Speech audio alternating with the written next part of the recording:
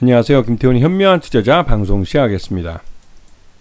본 영상이 다루는 내용은 투자 권유가 아니며 각 개인의 투자 판단에 대한 책임을 지지 않습니다. 별도 SNS 채널 가입을 유도하거나 투자 권유 및 유료 리딩 서비스를 홍보하는 불법 사칭 계정에 유의하시기 바랍니다. 자, 오늘은 알래스카 LNG 파이프라인 프로젝트에 대해서 말씀을 드리겠는데요. 그 전에 좀 봐야 될 표가 있습니다. 이게 이제 대미 무역 적자를 이제 기록하게 만드는, 그러니까 대미 무역 흑자를 보고 있는 국가들 순인데요. 중국에 대해서 미국은 2,633억 달러 매년 이 정도 규모를 적자를 보고 있습니다. 그 다음으로선 국경을 맞대고 있는 멕시코죠. 그리고 이제는 중국을 대체해서 이 가장 많은 싼 제품들을 수출하는 나라가 이제 베트남이 되고 있습니다. 그리고 이 베트남에서 수출하고 있는 1,220억 달러 중에 또 상당 부분은 삼성전자가 차지하고 있죠.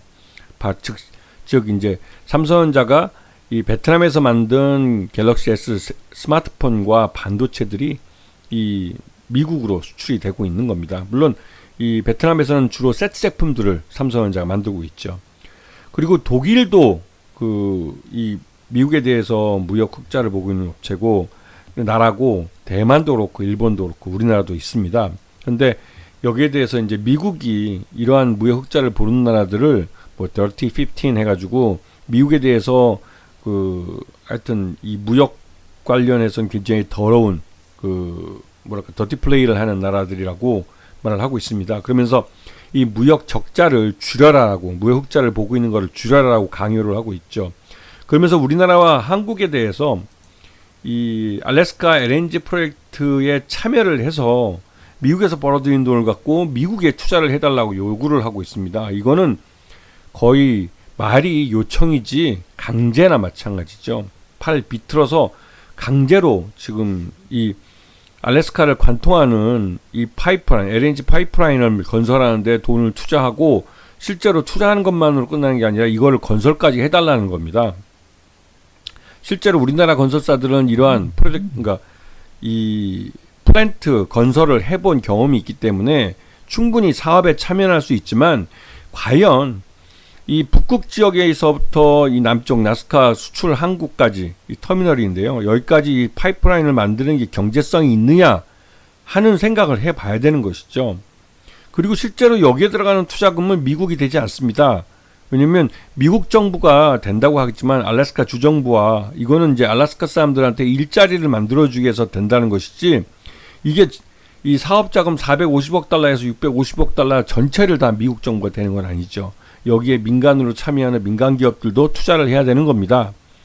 근데 이렇게 되면 미국에서 민간 기업들, 대표적으로 이런 석유 개발하는 엑슨모빌이라는 글로벌 석유 개발 회사가 있는데요. 메이저가 있는데, 이 엑슨모빌도 이 알래스카 LNG 프로젝트를 검토를 했다가 도저히 이건 경제성이 안 맞다고 포기했습니다. 이게 연간 이 포인트 톰슨부터 북극 지역부터 남쪽의 니키스키 수출 터미널까지 파이프라인을 1,300km를 깐다는 게, 이게 말이 쉬워서 그렇지 이 통과하는 지역이 사람이 살지 못하는 동토 지역입니다.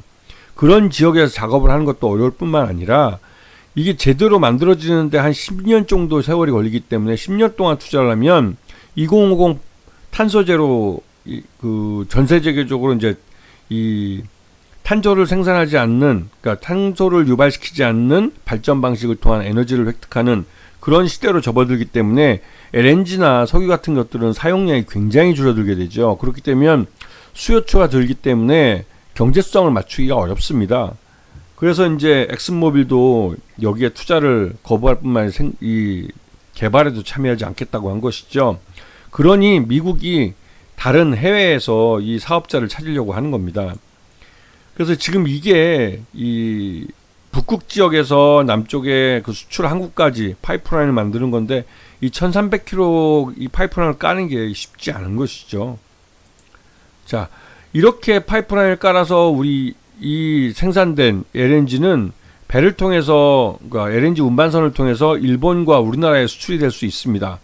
기존에 이 남쪽 지역에서 이 셰일 가스를 통해서 개발된 LNG를 이 파나마 운하를 통해서 보낼 때는 최소 3주 정도 시간이 걸렸지만, 이렇게 보낼 경우에는 일주일이면 알래스카에서 일본과 우리나라로 LNG선을 보내줄 수가 있는 것이죠.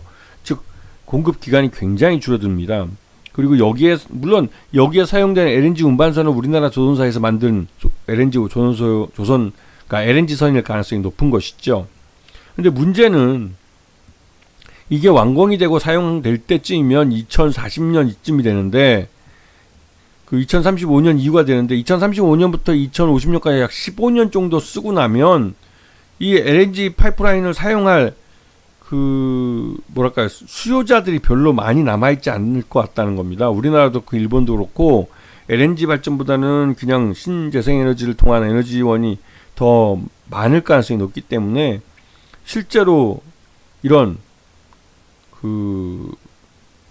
LNG를 이용한 에너지 이용이 과연 그렇게 많을까라는 의구심이 들기도 합니다. 그렇지만 이제 이 트럼프는 의회에서 연설을 할 때 한국과 일본이 알래스카 가스관에 참여를 희망하고 있다고 아예 단정적으로 얘기했죠. 이거는 외교적으로 대단히 큰 결례이기도 하고 참사이기도 합니다. 그런데도 이렇게 막무가내로 할 수 있는 건 트럼프가 미국의 대통령이라기 때문에 가능한 것이죠. 안보를 미국에 의존하고 있는 우리나라와 일본은 막말로 미국 대통령으로서 트럼프가 원하는 걸 일정 정도 들어줄 수밖에 없습니다. 그런데 요번에 한덕수와 이 트럼프가 전화통화를 통해서 처음으로 한 통화에서 이 알래스카 LNG선에 대해서 얘기가 나왔습니다. 여기 나오면 Their joint venture in Alaska Pipeline 해가지고 이 알래스카 파이프라인에 대한 이 조인트 벤처를 설립하는 것에 대해서 또 뭐 얘기를 했다는 식으로 SNS에 도널드 트럼프가 공개를 했죠. 그리고 무엇보다도 한국의 협상팀과 협상을 시작할 건데 굉장히 좋은 소식을 알려줄 것 같다는 식으로 굉장히 미국에게 유리한 협상이 될 거라는 뉘앙스를 풍기고 있어서 결국은 우리나라가 퍼주기를 당할 거라는 그런 뉘앙스인 것이죠. 여기에 이제 이 알래스카 이 LNG 파이프라인 프로젝트에는 이 포스코 인터내셔널이 이 LNG 그러니까 우리가 이제 미얀마에서 개발해 본 경험이 있기 때문에 포스코 인터내셔널이 이제 동원이 될 가능성이 큰데요. 이 포스코 그룹이 이제 국민연금이 세율주고 말 그대로 이제 주인이 없는 국민이 주인이라고 할 수 있는 그런 회사이기도 한데, 그런데 문제는 이 당장 주인이 없지만 주인 회장을 선출할 때 정부 입김이 작용하기 때문에 포스코 인터내셔널이 동원이 된다면 포스코 그룹이 개발비를 대고 여기에 참여하는 한국 기업들, 민간 기업들은 그 수익을 보는, 하지만 이 손해는 포스코 인터내셔널이 뒤집어 쓰는 그런 사업이 될 가능성이 큽니다. 왜냐면 포스코 인터내셔널이 예전에 대우 인터내셔널일 때, 대우그룹에 있을 때 이 미얀마 가스전을 개발하고 그 가스전이 개발된 이후에 손익분기 좀 넘는데도 한 10여 년 걸렸습니다. 그런데 이 알래스카 이 가스관은 이제 만들어지고 나서 이게 가스관에서 투자한 돈을 회수하고 수익이 날 때까지 이 개발된 이후에 한 10여 년 시간이 더 지난 다음인데, 그때가 탄소제로 2050 여기에 딱 걸릴 때이기 때문에 포스코 인터내셔널이 결국은 회수를 하면, 투자비를 회수하면 다행이고 회수를 못하면 손실로 끝날 가능성이 큰 사업이고, 하지만 이거를 개발할 때 여기에 참여하는 민간 기업들은 수익을 가져갈 수 있는 그런 회사들이죠. 그래서 결국은 어떻게 보면 포스코 그룹처럼 주인 없는 정부의 입김이 작용하는 업체가 총대를 매게 될 가능성이 크다는 그런 위험성이 있습니다.